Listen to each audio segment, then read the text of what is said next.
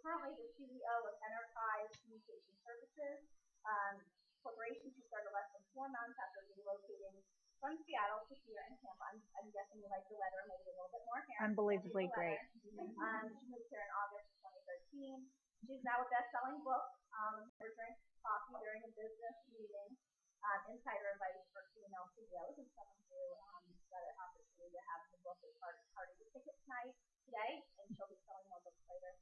Ms. Garcia is a member of the International CEOs think tank called This Is. A couple of our members that do that is quite a lot. She's a certified women's mentor, and of course, she's already participated in our meaningful mentoring program for working women. She's also on the board of directors for Little Light of Mine, which was started by another working women member, a nonprofit that. Are you going to share a little bit about that later? Sure. Actually did. Working Women Wednesday. She did a great job of describing. So if you'd like to know more about that, I can give you the link when she was on that show. She's a member of the Tampa Hispanic Chamber of Commerce and the Tennessee Chamber, executive member of the PSA at Cambridge Christian School, very active, obviously. Loves motherhood and her daughters who are 9 and 11. You're making me feel Oh, stop. I'm exhausted reading it, but I'm more exhausted thinking about you running from swim team, triathlete. She ran the full Las Vegas Rock and Roll Marathon. Suzuki trained violinist and pianist, and avid tennis player, golfer, and member of the church. So, if you want to, I think we all need maybe to be mentored. Just some time management. Oh, stop. All right, so please welcome our keynote speaker, Liza Garcia. Oh, thank you. Thank you. Thank you. You know, I have to say one thing about the introduction in there. I did put a lot of things that I don't always put in there, like my violin playing. I started playing since I was 9, and my piano playing and that. And you know what? As women, sometimes we don't always talk about how great we are, right? Or not saying I'm great, but how many things we do and where we excel. So I thought at once, this is the time that I would put out everything I do, right? When I have this moment. So I put it in there. So. All right, so thank you, Jessica, for asking me to be here, and I'm so excited. I want to tell you I'm really honored to be here, and I want to just thank you right now for honoring me to come here, to pay the money, to put it on your calendar, to come and sit here. And I do have a little bad news. You have to listen to me before lunch, so I'm sorry. But the great news is I'm a fast talker, as you can hear. But I do want to say thank you, and I also want to just acknowledge very much thank you, Commissioner Merman. Sandy Merman is here in the house, as they say, so thank you very much that she's here. But the last thing I'm going to say on that is got a lot of people in here from different areas of my life, and I knew one person when I moved here not even 3 years ago. I've got women from my country club and from my school and friends in my community, and then those of you in Working Women. So thank you so much, and some really special women in here from Working Women that I've just become really good friends with. So thank you. Give us all a hand here. This lunch. When to go for it. What is this lunch? When to go for it so you can find it. But just say real quick, let me tell you what the agenda is going to be. So I'm going to talk until noon. I'm going to start the timer here. Give myself 30 minutes here in a moment. It's going to be an easy talk. I'm going to talk about TV. So that's easy. 3 topics. I have so much to tell you, so much I want to say, but I want to make sure I hit the critical. So I'm going to kind of watch my time if you don't mind. That's why I'll be looking at my phone just to keep on the topic. After that, we'll have lunch. Jessica will have some information to give out to us. And then I have a great announcement at the end, and I have something to tell you that's a big surprise at the end. I'm having a drawing. I don't know about you, but I love free stuff. So, and I talked to Jessica, and I had this grandiose idea of all the flowers to give you and all this stuff to give you, and I tried to give you what I could. You'll kind of laugh. You'll see my business pen is the green, and the notebook is from the company when I was a vice president I just moved here from. But I do have, I think, like 5 or 6 or 7 gifts. So stay tuned for the drawing. So there's 2 gifts that you're not going to get here, but I'm going to send to you in my office, and I'm going to tell you what they are. The 19th person that links or that Twitter connects with me, and the 19th person that goes to Instagram and connects with me gets a Starbucks card. And that's because I need more followers, and we're going to talk about the S in the TVS, so I'll stay relevant, why that's important, and why you'll feel the same way that I do now, which is you need followers. So you've got that information on my card. that's something there. And then, so then we'll end with, if anyone wants to buy books, got some books at a great price that we'll sign. So any questions on the agenda? Slideshare.net. Okay. All right, so it is administrative professional services. They still have a really good joke.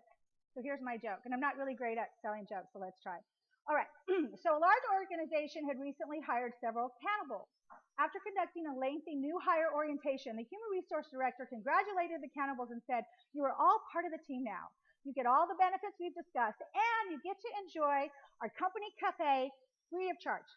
But please don't eat any other employees." Each of the cannibals promised that they wouldn't. After a few weeks, the cannibal's boss seemed very pleased, but also a little worried. She said, "You've all been working hard, and I'm satisfied with you. However, one of our secretaries has disappeared. Do any of you know what happened to her?" The cannibals all shook their heads no. After the boss left, the leader of the cannibals was a bit angry. She said, "Okay, which of you dummies ate the secretary or administrative professional?" A hand rose up hesitantly in admission. "You fool," said the leader. "For weeks we've been eating managers and no one noticed anything, but no, you had to go and eat someone important." Is that a great joke? I loved it. I've been like telling that joke to myself like all week. I love it. I think it's a great one. Okay, all right. So I'm kind of going fast, and I think it's because we started a little bit late, so I'll try to calm down a bit. So sorry. And I'm a coffee lover, just not during a business meeting, so there's a little bit of that. All right, so I have a note to myself here, which I think is good, and it says, if you don't enjoy what you do, you'll never be good at it. So I'm just going to have fun and enjoy this, and just have a good conversation, but it is important. And I did make myself bullets, so I'm just kind of going to go through that. All right. Okay, so I want to talk about briefly, before we get into TVs, my book. And the reason, not just sell books, but that is true. The reason really is it's going to give you insight to who I am and why I feel compelled to give out the advice I'm going to give out and instruction. So my book kind of came together about items that I would tell and teach my female employees. So when I brought on people onto my firm, the profile was recent college graduate. At that point, I didn't care what their undergrad degree was. It just showed me, right, that they could, achieve a goal. It showed me they had the basic skill set. And way back when I started my first company, they didn't even have computer skills. I had to teach all of that. I had to teach all the office skills and that. But now, of course, when we hire out of college, and usually we want grad degrees now, is a certain profile. So what would happen is I get women, young ladies, right, that I'd hire, and they wouldn't necessarily even know what to wear to a meeting. And so there's all this type of information that you don't really put into an employee handbook. So that's really what compiles in my book. So it's different stories that seem basic to me that a lot of us more seasoned, maybe the girls, those of us not in our 20s, professionals, know or take for granted. But as I sent my book around to colleagues, the feedback I would get is, Liza, that's not as obvious to me as it is to you. And there's also that idea that I might have heard something 5 times, and sometimes it's not until the 6th time, right, that it sticks with me or it becomes more relevant what I'm doing. So the other thought I was trying to remember this morning, I remembered, her name was Joanna, that one of the very first jobs I got in my career, actually the first key job, was for me to be the senior engineer for the Weyerhaeuser company. I was 24 years old, and this is when I worked for IBM. And they should not have put a 24-year-old as the senior engineer. And I had a project manager I reported to, and then a manager there. A manager above her. Those 2 managers went into the hospital on medical stress leave. And so guess who's in charge? I was 24, right? But and that was actually turned out to be one of the best things for my career. So we'll talk about that in a moment. But even at that 24-year-old, Weyerhaeuser had given me an administrative assistant, Joanna, and she was just crazy great, So I've always had that mini team in my life, and I've always somehow in me to help that person and improve things and work together, and I've always felt like I've got good advice. So I wrote the book because that's the kind of person and that's that I am. So I just wanted to talk a little bit about that book. Okay. All right, so let's talk about the T and what the 3 points that I'd like to bring in. I'm acutely aware that we all have to-do lists and emails and so much going on in our lives. And we go to some of these business seminars and we're hoping that we can learn things. We're hoping that we can learn something new, right? And so I really kind of retooled what I wanted to say because I really wanted to make sure you guys had takeaways. So the very first point is the T, and the T for me is importance of team. Now, some of my girlfriends that know me, I think, well, that's a little kind of tired and old a little bit, but the girlfriends that know me know that, first of all, it's always about the team and anything I'm doing. Even at my first book launch, it was all about thanking those people in my team because it was a team effort. It wasn't just me. So on the contrary, it really kind of upsets me when I feel like people pull from the team or they're not doing what they should be or they don't support. So it's really something that maybe it's a personal issue that I need to work towards that bothers me a lot, but it does. It's really, the importance of team is so critical. So really how we should think of it as women, support. We all need support. We need support in motherhood. We need support as friends from your girlfriends, right? Maybe in our relationships. We need support with our internal team in our company. We need support and we need to provide support in our client team. So really the idea is my message on team, or what we call support, is go build the support team that you need to accomplish what you need. So in my scenario, I have not even lived here for 3 years. I knew one person. I knew the administration's admin person at the school. I didn't know anyone, so I needed to build all of those teams. And a lot of us are moms in here and some of us aren't, but as a mom, you really want a team. You want someone that you can call in an emergency to say, can you pick up my kids from school? I've got something going on, right? So the message here in our career is, if you know of an opportunity that you might want to learn more about, build a team around you as an advisor, as an advising set, right?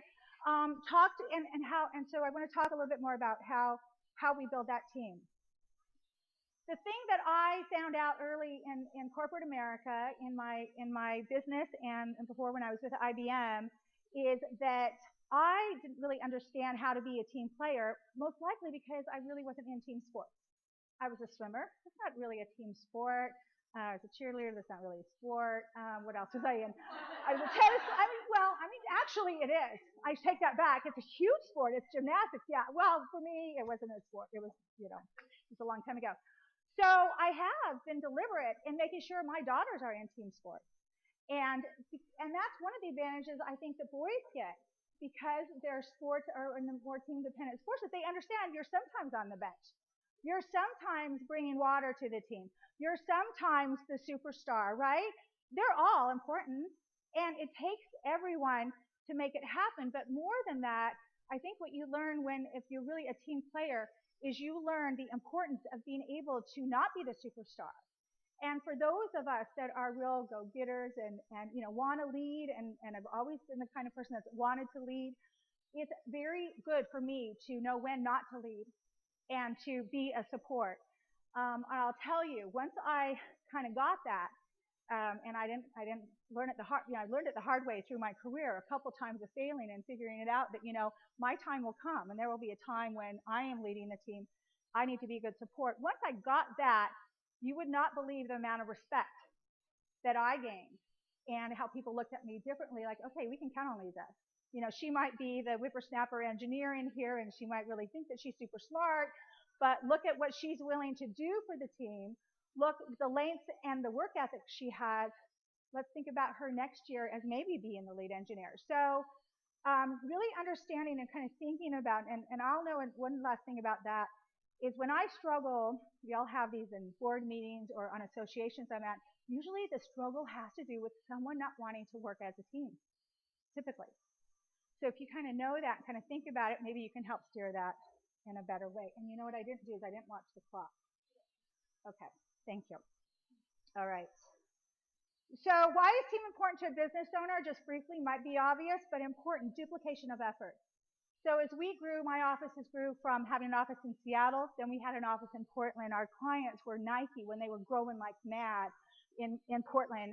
Kroger, we had lots of reasons to be in Portland, and so we actually got an office there as well.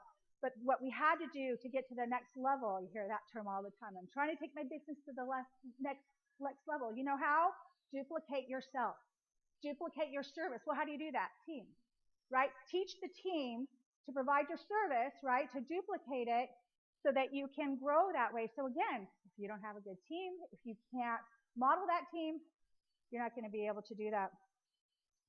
We talked about why, if I'm not a business owner, but I'm in the corporate world, I work for a company, one of the most important thing about being a great team member, as I said, is because you gain respect.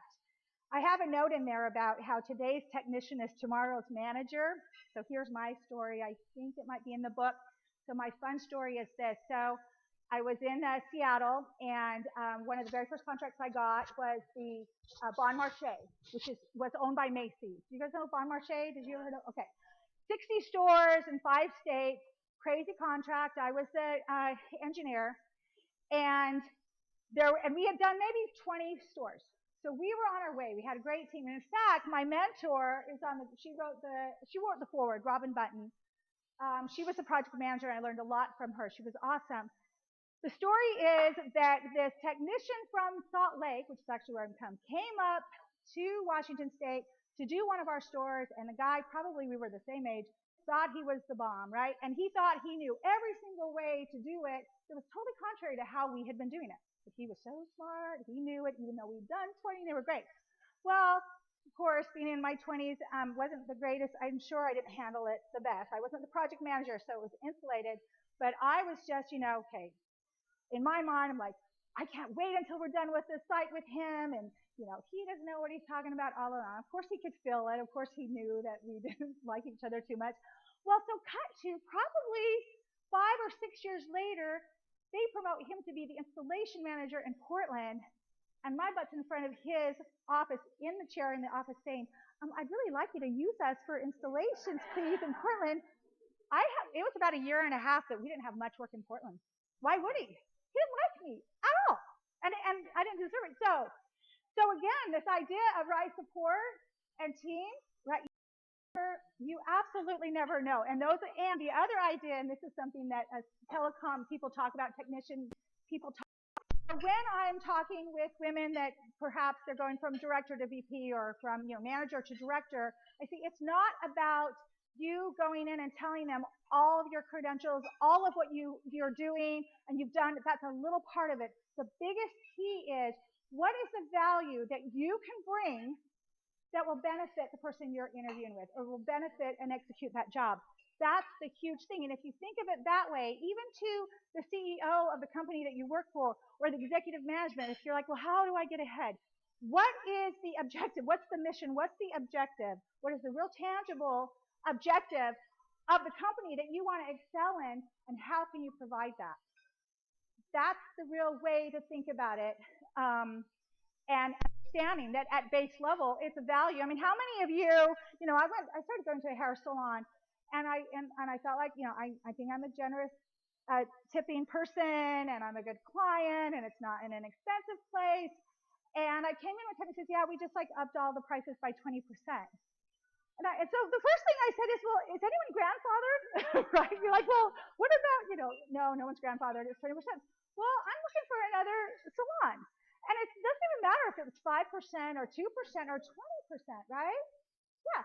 So we know that we see it ourselves. I mean, we might stop going to our favorite restaurant if we get food poisoning, obviously, probably.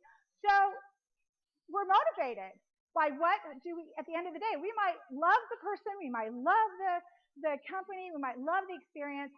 If we don't get the value, we're not going to continue. So if you think of that when you're trying for something in business, or when you're trying to gain a contract, and it's very real for us, because when we're competing against large clients like Worldwide Technology and Dimension Data, it's not about the money, and the money can be pretty big fluctuations. But we're all pretty much right in the same area. I have to come up with value different from my competitors. And the last point about value that I just thought about, what I come up with is something that's called, and you might know these buzzwords, added value, or a value add-on, right? So I have to come up with a way to distinguish my services so that we're not all apples. So I'm the orange because our price might be the same. They like us all the same, but what value can I bring to them that they don't have? And sometimes I have to be very creative, and sometimes I have to really, go at it and maybe say, well, we provide this and this and this and this. So again, if you just know that's the crux of it, it's something that I didn't always know and didn't always understand, but especially in today's economy, which from my standpoint is really is amazing, I think. There's so much opportunity, and businesses are back on track and budgets are back. From what I see, from my standpoint, being very competitive means you've got to make sure you're bringing different levels of value than you normally have. Okay? Where's the rest of the food for the poor starving over here? I'm kidding. Okay. The last, I am talking fast. Okay. The S. The S is my favorite topic. So team, which means support really for me, right? The V was value. The last one is stay relevant. So how many people are always telling you, stay relevant, stay relevant? I was like, what does this mean, right? What does this mean? First of all, it is true. And probably a year ago, I'd say, well, I am relevant. I'm here. I'm supporting my family. I'm a professional. I'm a good mom, right? Everyone in this room, we're all relevant. So it's sort of interesting. But the idea of staying relevant, in this last year, I have studied and read and attended people that know what they're talking about enough to know that it's true. We all need to stay relevant. So talk about what that means. Well, let's talk about how we become relevant. See, no reason to have notes, really. I should just talk, right? Okay, so let's talk about what that means. So staying relevant, what does it mean? First of all, it means in whatever vertical market you're in, stay in, understand, be plugged into what's going on in your vertical market, right? So for those of you, you're in banking, you know what's going on, what's the latest breakthroughs. How I do it for myself is LinkedIn is great, right? I'm in a number of different connect groups there, women in technology. So I try to stay relevant through understanding and reading those types of things. The other way I stay relevant and just talking in my industry is I'm making sure that there's at least 2 major conventions that I go to in the year. So it just so happened this last one was in Orlando called Enterprise Connect. So that was close. But there's another one in Anaheim that I'm going to. I've got to be there. Because when you go to those conventions, for those of you that know, what you're doing is I'm hitting every booth or trying to during the vendor times of the booth of companies I've never heard about before, or the big hitters to find out what's going on, right? So a lot of you already know this. That might be a good reminder as well. So that helps me stay relevant. The other idea is to make sure within your own company, if you're not the business owner, right, make sure you understand what the changes are going on within your own company. I mean, the last thing you ever want to be is, be in some meeting and be like, I'm the last one to know that we were merging with this particular company or the acquisition was this. You might not know the details of it, but you should be plugged into your job and into your position and into your company enough to know what the direction was, so it's no surprise, right? So that's one way to stay relevant within your industry. The other way to stay relevant that also goes with support is sort of the obvious why we're in Working Women Tampa Bay, right? To be in the professional networking organizations. And honestly, it's such a blessing to have an organization like Working Women Tampa Bay and really to have a founder like Jessica that is I'm so excited about her nonprofit and about the scholarship and about helping women that have businesses. But you do have to go test them out and go to them and do your homework. So I did that before I decided to land on the ones I'm in, which are very few, but to make sure it's the one that you want to be plugged into. I did read a book. I'm reading a book right now, Progressive Partnerships. It's an excellent book. And there's a chapter on it where what the guy did is he started his own networking groups like in Asia and internationally. But what I liked about it is he talked about how he'd go to these networking events and he hated it. He's like, I go there, I get dressed up, and here he's not even a woman, all the makeup, everything that we do. And he says, I'm just so bored, and I meet the same people, and all they want to do is talk about this. So what he did is he changed it because he realized it wasn't the networking event, it was him. It was how he approached it, and he got what he gave, right? So you get what you put in. So what he did was he said, make sure, and so this is very important, make sure when you go to an event, even today, come with one thing that you want. So maybe if I was a young professional, I'd say, you know what, I would like one client in the, engineering space. So come very specific to what your ask is. And so he would do that. So then it wouldn't be a waste of time. The other way that he approached it that I liked was he said he would come with some kind of unbelievable story or something like that, or some crazy question, just to make it not exactly like one event to the next. So that's kind of I got a little bit off on a tangent on networking, but that's another way, and I know all of you know that because we're here today, we stay relevant. The last way, I think, let me double check. The last big way is social media. So it's still pretty funny how even my mother won't be on Facebook. And I have this conversation, thank you. I have this conversation with other people that, I won't be on Facebook. They know too much. And I'm not into looking at what they ate for dinner and what color is their dog's ribbon and blah, blah, blah, right? And the whole thing is, though, that's Facebook. And the different medias, right? Twitter and Instagram and Snapchat and some others. They're all very different. And I have been studying social media. So I have been reading books, and I have been going and listening to people speak. And I have hired 3 different social media companies to market for me. So I feel like I'm living it now. I am tweeting almost every day. I'm feeling like, okay, so you get a little bit of benefit of what I've been doing for about the last 14 months. And trust me, when I started about 14 months ago, I said, absolutely not. There's no time in my day for me to be doing this. And really, what? I never take pictures I didn't put for my daughters.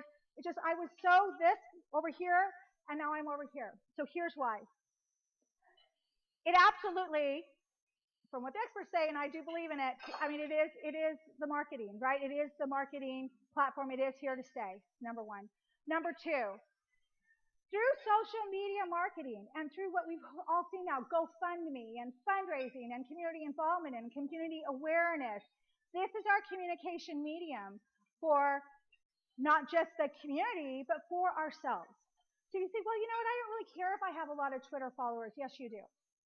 It's not necessarily because you want to sell a book, because right now that's what I'm working on, right? That's why I'm trying to get followers, is to sell my book. But you don't know right now as you sit why you will want to be able to communicate to a large number of people. But if you believe what I say, where I say ask for what you want or ask for support, there will be times in your life, maybe not for you, maybe for a friend. Maybe not for you, maybe for family. Maybe for you. Because maybe you're trying to find someone that's going to help you in a career decision or in a move decision, or be like me, come into a city that you don't know one for. So my point on the staying relevant is that it's important for you to understand social media. It's important for you to understand the different ways that it applies to your life and the different things you do on social media, because there's a whole, some of you know, what you post on one is different than what you post on the other. And so really, if any of you were in this room and had that same kind of feeling like I did, like I don't need it and just something more to look at. And remember, I'm a software engineer, so there was many years that I wouldn't even want, even as it started, I didn't want to open up my laptop because to me it was work, right? So I really resisted that part. But it is important. And from what you hear from the experts, this is the groundswell. And you don't want to be 10 years from now, they say, you don't want to be from 10 years from now where you're completely left behind. I don't know if I believe that 100% or not. But so that's a really important message. And that's why I expect to see everyone connecting with me on Twitter. And if you don't have a Twitter account, set one up. On Instagram, if you don't have an Instagram account, set one up. And connect with me, please. I have to wrap it up? Okay, so I'm going to wrap it up with bullets. Here's something I do in my life and for business. Meet with one person a month. Pick them out. Some of you admire, some of you haven't talked to you. Make a point to say, I'm going to go have coffee with this person. Meet with one person a month that you can learn from and grow from. Don't reinvent the wheel. No reason to. If there's something you need, talk to people, find someone, call me. I love Fiverr, I love Elance. If you don't know about them, let me tell you about them. Don't struggle at things you don't need to. You've got a limited amount of energy and time and money, so don't do that. Make sure today, connect with one person today and have them be your next 30-day person. Just come and eat for lunch here and read my blogs. And just kidding. That was on here, but it wasn't to say. And I know, and here's the last thing. Here's a thought. Try to act today like whatever job you're in, you're brand new to it.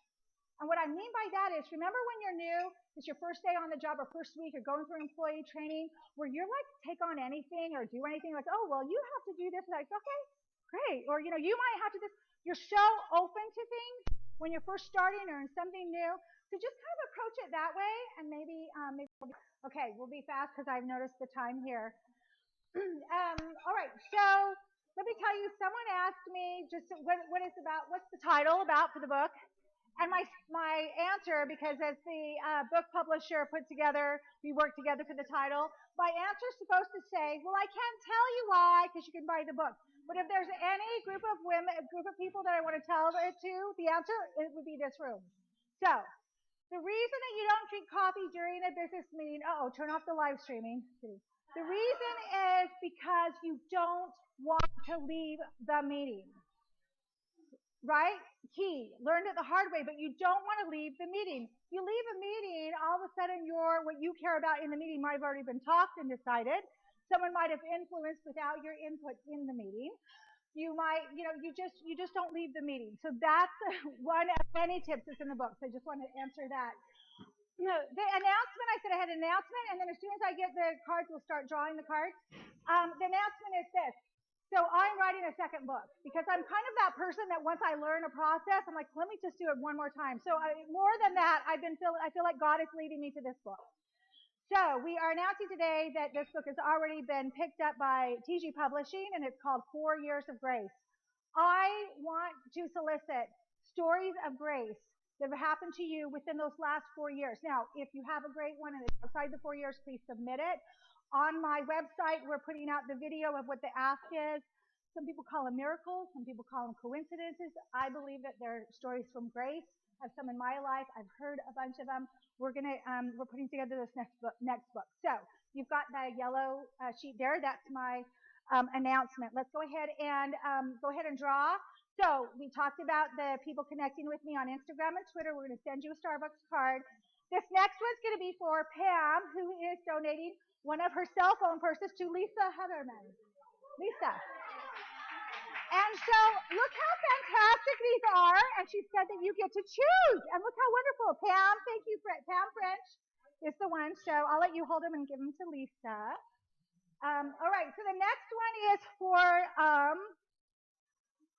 Lindsay Parks, one of the Lindsays. Lindsay Parks, and you get something to stay on social media. A pink selfie stick. Okay, can you hand that over to her? Okay.